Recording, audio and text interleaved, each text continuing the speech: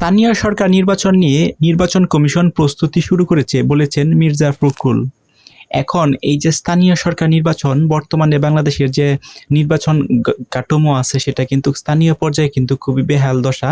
অর্থাৎ আওয়ামী লীগ পতনের পর আওয়ামী লীগের আমলে যে স্থানীয় সরকারের বা প্রতিনিধি ছিল তারা কিন্তু অকার্যকর হয়ে যায় এবং তাদের যে অ্যাক্টিভ বা তাদের যে কার্যকলাপ সেটা কিন্তু অমনভাবে লক্ষণীয় না। এমন অবস্থায় সারা বাংলাদেশে কিন্তু স্থানীয় যে প্রশাসন কাঠামো আছে সেখানে কিন্তু খুবই বেহাল দশা দেখা যাচ্ছে। সো এমন অবস্থায় কিন্তু খুব দ্রুতই সিদ্ধান্ত নিতে চাচ্ছে এবং নির্বাচন কমিশন কিন্তু অলরেডি প্রস্তুতি শুরু করে দিছে জাতীয় সরকার নির্বাচনের জন্য।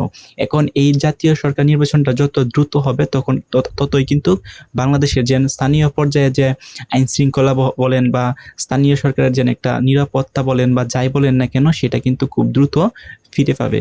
তো এমন অবস্থায় কিন্তু নির্বাচন কমিশন যাত্রা শুরু করছে। যাত্রা দ্যাটস মিন তাদের যে প্রস্তুতি বা প্রিপারেশন আছে, যেমন ধরেন ব্যালট বাক্স প্রিপারেশন, ব্যালট পেপার প্রিপারেশন এবং নির্বাচনের প্রার্থী প্রিপারেশন, ওভারঅল 2 নম্বর আইন শৃঙ্খলা বলি, মানে ওভারঅল সব কিছু কিন্তু প্রিপেয়ার বা প্রস্তুতি করার পর কিন্তু নির্বাচন কমিশন একটা নির্বাচনের ডেট দেয় বা নির্বাচনের সামনের দিকে এগিয়ে যায়। সো এমন অবস্থায় অল্প অল্প করে কিন্তু স্টার্ট করে দিচ্ছে। অর্থাৎ নির্বাচন কমিশন তাদের যা প্রিপারেশন বা প্রস্তুতি দরকার একটা নির্বাচন অর্থাৎ স্থানীয় সরকার নির্বাচন কিন্তু এক ধাপে করা সম্ভব না, কারণ সারা বাংলাদেশে কিন্তু এটা ধাপে ধাপে কিন্তু হবে। হয়তো বা এটা প্রথম ধাপ, দ্বিতীয় ধাপ, তৃতীয় ধাপ, এভাবে 3টা ধাপে কিন্তু স্থানীয় সরকার নির্বাচনটা কিন্তু অনুষ্ঠিত হয়।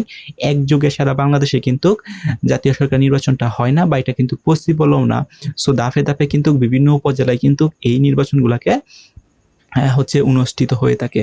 সো এমন অবস্থায় যত প্রিপারেশন দরকার অলরেডি কিন্তু নিচ্ছে এবং রাজনৈতিক যে দলগুলো দেখেন বিএনপি বলেন, এনসিপি বলেন, সো তারাও কিন্তু প্রিপারেশন নিচ্ছে।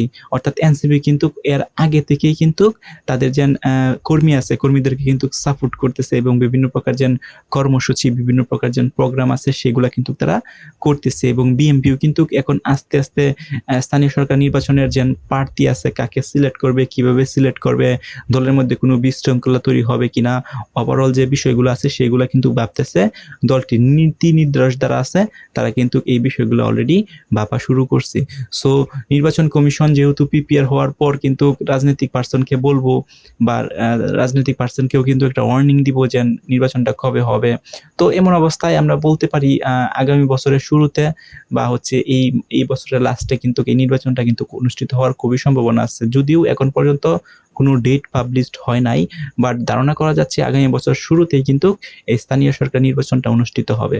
সো অলরেডি কিন্তু সব রাজনৈতিক দলও কিন্তু তাদের প্রচারণা অলরেডি শুরু করছে এবং অনেকেই কিন্তু তাদের যে প্রিপারেশনের যে একটা বিষয় আছে সেটা কিন্তু নিচ্ছে এবং নির্বাচন কমিশনও কিন্তু তাদের যে প্রিপারেশনটা সেটা কিন্তু নিচ্ছে।